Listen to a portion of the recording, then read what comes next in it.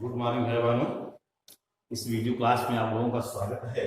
यह video class कक्षा 12 के भाइयों बहनों के लिए विशेष रूप से regulation of gene expression, gene अभिव्यक्ति के नियमन नामक लेसन के पाठ के अंतर्गत जीन के लिप्यंतरण या अनुलिपीकरण, डीएनए के लिप्यंतरण अनुलिपीकरण द्वारा आरएनए अणुओं का संश्लेषण, synthesis of RNA molecules bye DNA transcription, बहुत ही इंपॉर्टेंट है ये बोर्ड परीक्षा के लिए, वेरी वेरी इंपॉर्टेंट कर सकते हैं। यहां पर सबसे पहले तो जान लिया जाए कि डीएनए है फिर आरएनए है, कैसे थोड़ा इसके बारे में हल्की सी चर्चा हो जाए। यहां पे देखिए एक डीएनए स्ट्रैंड बनाया गया है, दो सूत्र हैं 5 to 3 और 3 to 5। यहां पर इसकी जो न्यूक्लियोटाइड सीक्वेंस दिखाए गए हैं ATACGAGCTT, जस्ट उसी के अपोजिट अर्थात थायमिन के सामने एडेनिन और एडेनिन के सामने थायमिन, इसी क्रम में यहां पर इसी का जो है वो ट्रांसक्रिप्शन है अर्थात लिप्यंतरण है। ट्रांसक्रिप्शन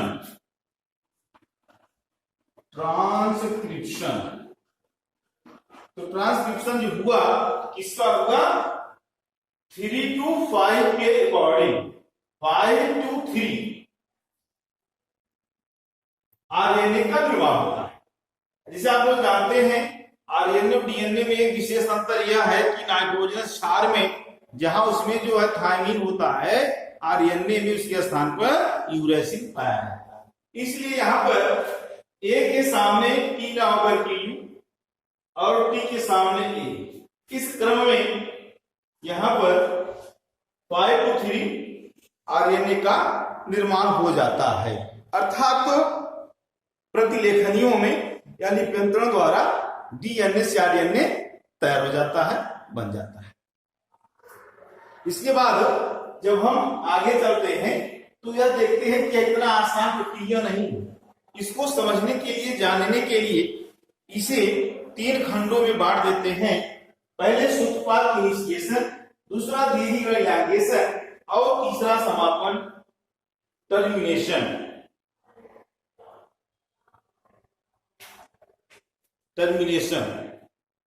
तो यहां पर इसे जो है हम ये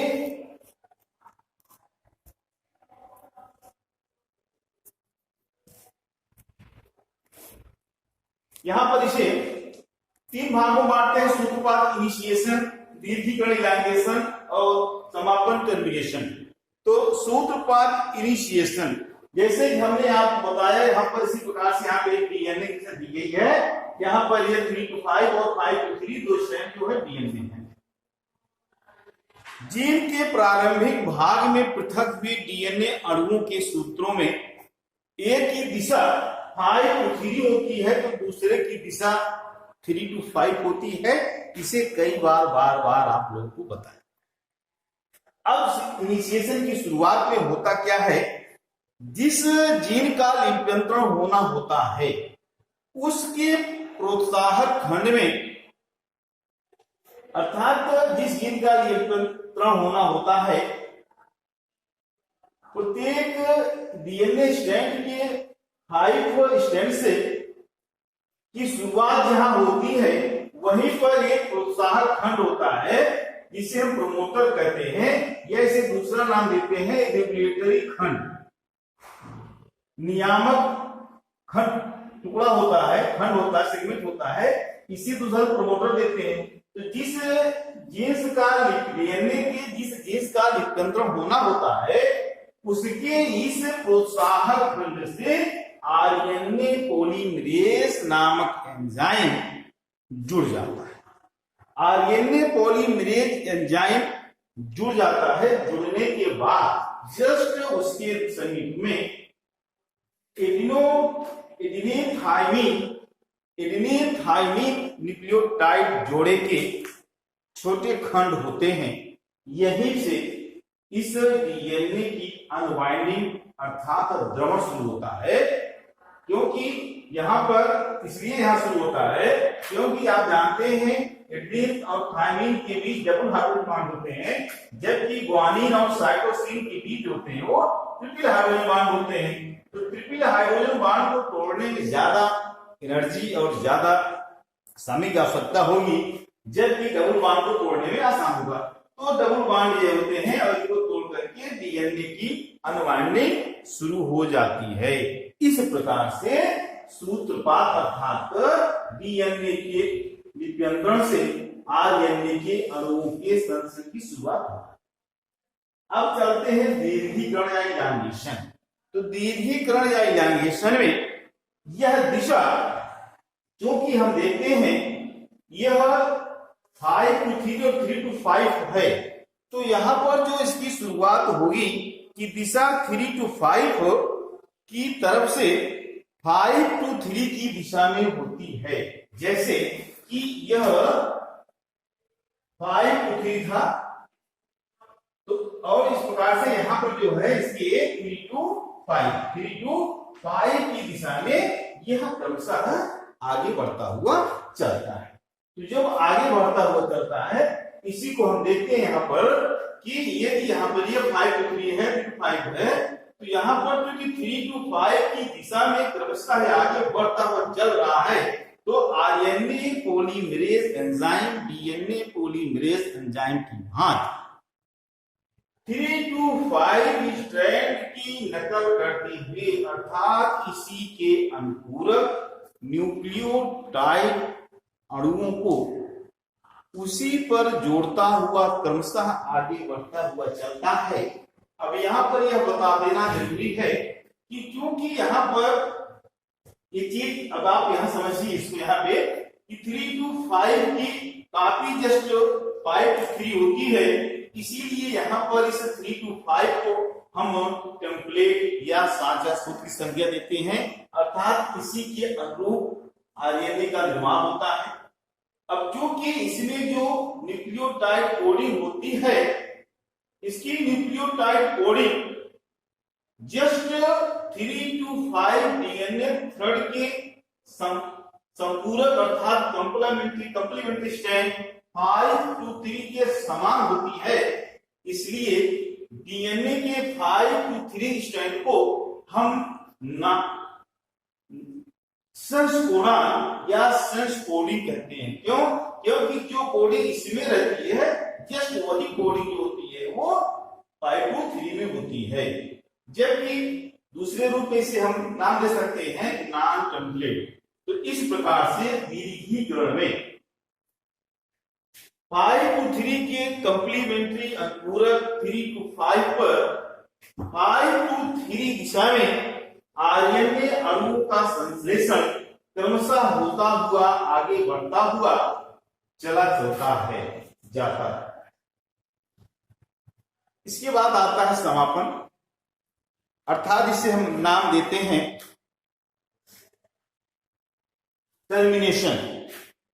तो इस टर्मिनेशन में यह चीज और जानना है, अब आप लोग बहुत पहले जान रहे हैं कि एडेनिन जो है वह इसके सामने यूरेसिल जुड़ेगा और डबल बॉन्ड के साथ, तथा ग्वानिन जो है वह साइटोसिन के साथ जुड़ेगी। तो इस प्रकार क्रम से जो है एडेनिन, ग्वानिन, साइटोसिन, थायमिन इस तरीके से क्रमशः बढ़ते हुए चलते हैं, इसी के साथ जो है आगे बढ़ता हुआ।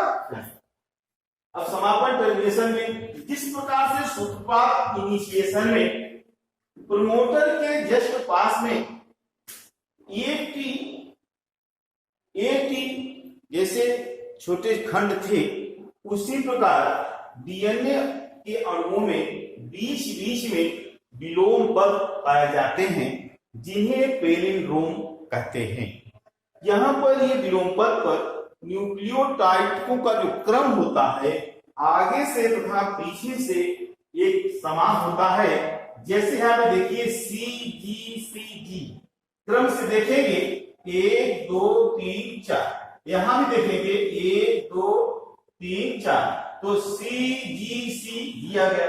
यहाँ से देखेंगे CGC, ऐसे यहाँ देखिए AT इधर देखेंगे AT इस प्रकार से आगे से वही मिलता है और पीछे मिलता है, इसे विलोम पद कहते हैं, विलोम कहते हैं। यहां जैसे ही आरएनए पॉलीमरेज एंजाइम पहुंचता है, इसका द्विगुण रुक जाता है और बना हुआ आरएनए उसी प्रकार डीएनए से छिलके की भांति अलग हो जाता है। जैसे ये कुशल गृहिणी आम को चाकू से उसके एक सिरे से छीलती हुई, छिलके को बिना टूटे हुए पूरे आम को छीलती हुई और अंत में आम को छील करके एक लंबे से छिलके को बाहर निकाल देती है। इस प्रकार से यहाँ पर इस डीएनए के द्वारा आरएनए का संश्लेषण हो जाता है। अब जब पेरिंडोम पार कर जाते हैं तो फिर आगे दूसरे आरएनए का शुरू होता है। यह चीज और जानकारी देना जरूरी है, क्योंकि कोशिकाओं में आरएनए अणुओं का संश्लेषण लगातार होता रहता है। कारण यह है कि बार बार आरएनए अणु नियमित रूप से वह काम करके अपघटित होते रहते हैं। वैज्ञानिकों ने जाना है कि स्ट्रेप्टोमाइसिन